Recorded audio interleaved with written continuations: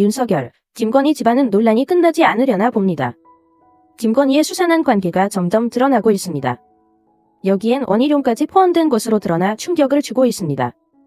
역대급 폭로가 강혜경 씨 입에서 나오면서 국민의힘은 속수무책으로 어퍼컷을 맞고 있습니다.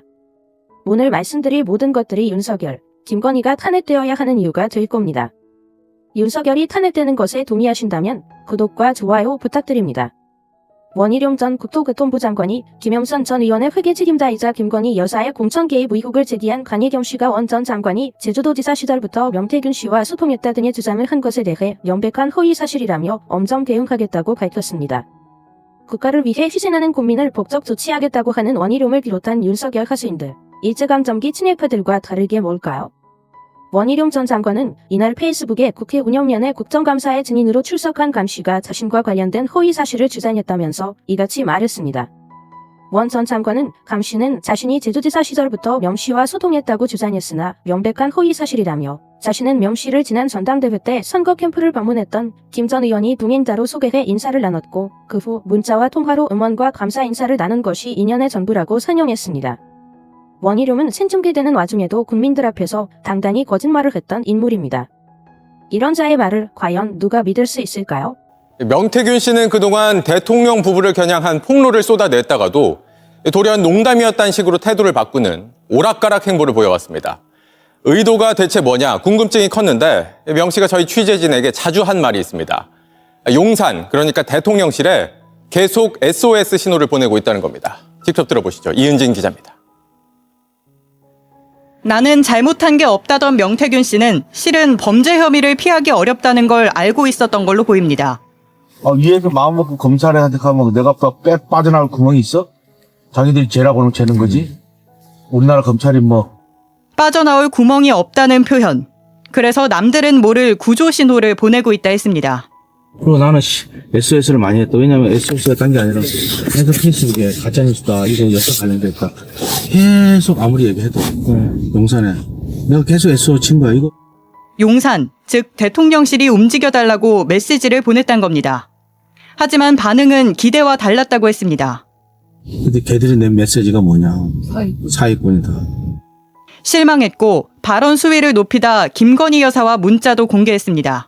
아니 일일이 대응 안 한다면 그럼 일일이 대응하게 해줘야 되겠다. 그러면서도 여러 경로로 구조 요청은 포기하지 않았습니다. 윤 대통령과 친분이 있는 함성득 교수에게 정식으로 사과하라고 해달라. 사과하지 않으면 대통령과 국정 운영하는 문자를 공개하겠다고 말하기도 합니다. 그러면서 대통령실의 메시지에 귀를 기울였고 그럼 신호보내. 대통령이 카바치 여사관 나왔으니까 다른 댓글 하지 말라는 아름다운 신호예요. 직접적으로 응답이 오길 기다렸습니다. 다 오게 돼 있어. 누군가는 오겠지. 거쳐서 직접 정진석 실장님. 네, 그 공당의 당대표는 신뢰할 만한 사람일까요? 다시 한번 말씀. 공당의 당대표는 신뢰할 만한 사람일까요? 그렇지 않겠습니까? 그리고 지도자이시니까요. 네, 그렇겠죠. 그 김진태 의원이 당시 충성맹세를 하고 살아났다라는 얘기가 벌써 돌고 있는데 그때 당시 김진태 의원이 왜 배제가 됐냐면 공천관리위원회에서 이제 5.18 망언에 대한 책임을 물었었어요. 그런데 2022년 4월 14일 황상무 전 KBS 앵커가 단수 공천이 됐다가 나흘 만에 번복이 됩니다. 잘 기억하시죠? 그죠? 공관위원장이셨으니까. 네. 이 굉장히 기적 같은 일이라는데 이게 왜 이렇게 특별한 문제가 있어서 책임을 물었던 김진태 후보에게 다시 경선 기회를 준 이유를 좀 짧게 말씀해 주시죠. 네. 모든 것이 제 혼자 결정할 수는 없는 문제고요. 공천관리위원회 의견을 들어가지고 과정이 아니라 이유를 물었습니다. 실장님. 과정을 묻지 않았고요. 왜 다시 경선 기회를 줬는지 이유를 물었습니다. 경쟁력이 있어서요. 상대 후보와의 경쟁력. 알겠습니다. 김진태 후보가 압도적으로 우월하기 때문에 적합성 이기는 선거를 하기 위한 고려입니다. 제 질문에 어긋나는 대답 안 하셨으면 좋겠고요. 자, 김진태 후보가 김건희 여사한테 충성맹세했다는 얘기 이준석 의원이 뉴스토마토 기자에게 했던 국민의힘 당대표였던 이준석 의원이, 현 의원이 한 말입니다. 김진태가 가서 충성맹세를 했다는 거야. 다음 날이 경선 데드라인인데 윤 대통령이 아침에 안 일어나고 정진석한테 전화해서 경선시키라고 해야 하는데 안 하니까 전화기 들고 가서 윤 대통령 자고 있는데 네가 전화할래? 내가 할까? 이렇게. 근데 내가 김진태한테 그 얘기를 지난번에 한번 술 먹다가 했을 때 김진태가 나한테 대표님도 그거 아세요? 이렇게 얘기했어요. 라고 이준석 전 국민의힘 당대표가 말을 했어요. 자, 어떻게 생각하십니까? 뭐 터무니없는 이야기고요. 뭐 여기 천하람 의원님도 계시지만 지금 경쟁력이 압도적으로 위에 자, 있기 그러면 때문에 또 이제 본인이 이준석 의원에게 불러서 김진태 아니요, 후보를 페이스북 불러서 정치 소명도 듣고 잘하시니까 제가 이준석 또 두 가지 의원에게 문제를 페이스북에 해소하고 답을 해서 경선에 올려주시기를 붙게 된 겁니다. 기대하겠습니다. 네, 공당의 당대표가 한 말이라는 거 다시 한번 강조드리고요. 네, 강혜경 씨 잠깐만 시간 멈춰주시고 증언대에 나와주셨으면 합니다. 네. 아까 그 강민국 의원에 대해서 했던 그 질의 과정에서 제가 좀 서치를 해봤어요. 제가 PPT도 지금 급하게 만들어봤는데 보여주시죠. 혹시 강민국 의원이 그 2020년 당시 미래한국연구소와 경남연합일보가 PNR 피플 네트워크스 리서치에 의뢰해서 여론조사했다 이 얘기하고 싶었던 건가요? 공표 조사도 있지만 자체 조사도 했었습니다. 아, 일단은 요 얘기를 하고 싶었던 거죠? 네, 네네. 알겠습니다. 네, 지금 투기 과열 지구에 대한 좀 얘기를 좀 물어볼게요. 자, 2022년 7월에 명태균 씨가 그 국토교통부의 투기 과열 지구 해제 과정에서 자기가 힘을 써서 세종 대신에 경남 창원 의창을 포함시켰다는 그런 얘기가 좀 있어요. 알고 계시죠? 네, 알고 있습니다. 자, 그래서 이런 말이 있습니다. 투기과열 지역 해저됐다고 사람들 좋아하지, 말이 수천억이지. 근데 문제는 정작 풀어야 될 세종이 이번에 의창을 넣는 바람에 안 풀린 거야 라는 말이 있습니다. 자, 투기과열지구 해제라는 게 쉬운 일이 아닌데 국토교통부 관할이고요. 원희룡 전 장관 시절인데 명태균 씨와 원희룡 장관 자주 통화하는 사이였습니까?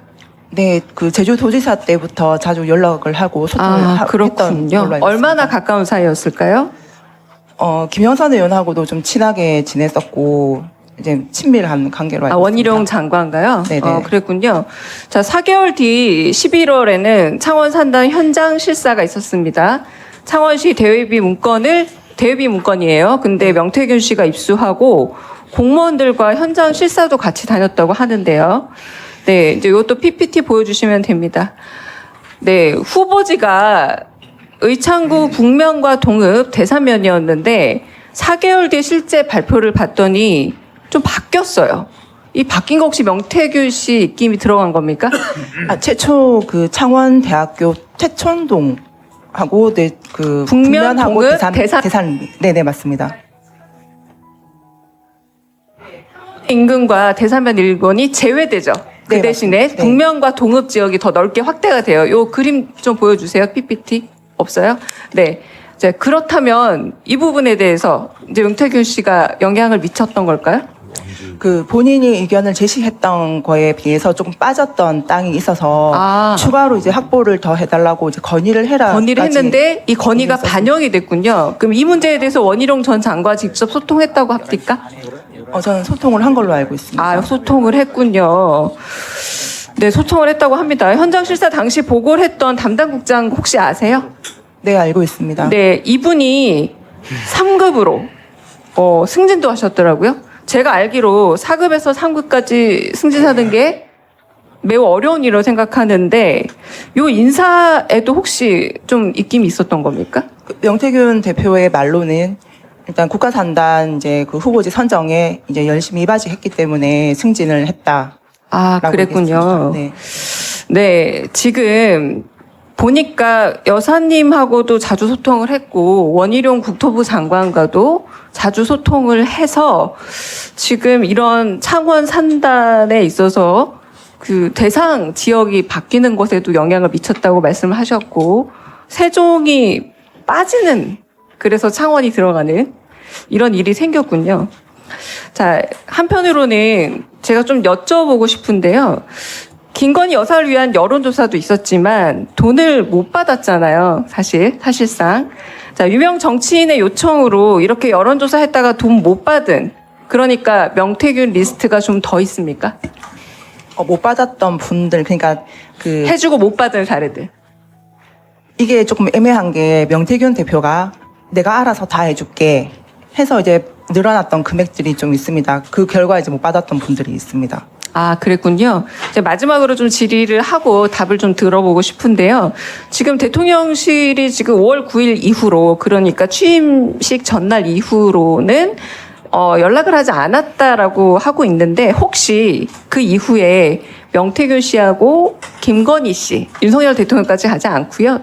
김건희 씨와 소통한 사례 아시는 게 있으면 좀 말씀해 주시죠. 내용은 정확하게 모르는데 일단 전화하는 그 상황을 본 적이 있고, 네. 그 뒤에 뭐 이렇게 해외 순방할 때 관련해서도 이제 순방과 관련해서요? 네, 명태균 대표가 이제 뭐 꿈자리가 안 좋다 네. 해서 이제 그 순방 날짜가 네. 바뀌었던 적도 있습니다. 네, 그런 사례에 대해서 조금 더 말씀해 주시죠. 네, 들었던 김건희 여사와 명태균 씨가 통화한 사례. 네, 제 질의는 여기서 마치고 들어보도록 하겠습니다. 그 엘리자베스 이제 참배할 때 그때도 이제 일정을 바꿔서 참배를 못하게끔 했던 경우도 있고, 일단 그렇습니다. 그리고 그 장모님과도 관련해 가지고 그때는 이제 대통령 후보 시절이지만 그 집에 갔을 때 이제 뭐 중년의 여성이 번거지 모자를 쓰고 방 안으로 들어가는 걸 봤을 때 그 집안의 기운이 좀 안 좋다라고 얘기를 했었고, 며칠 뒤에 그 장모가 이제 구속이 되는 그런 상황이 있었다라고도 얘기를 했었습니다. 윤석열, 김건희가 탄핵되지 않으면 국민들은 더 이상 버티지 못할 겁니다. 여러분 2년 반이나 남았는데 이걸 견디실 겁니까? 그게 아니라면 가만둬서는 안 됩니다.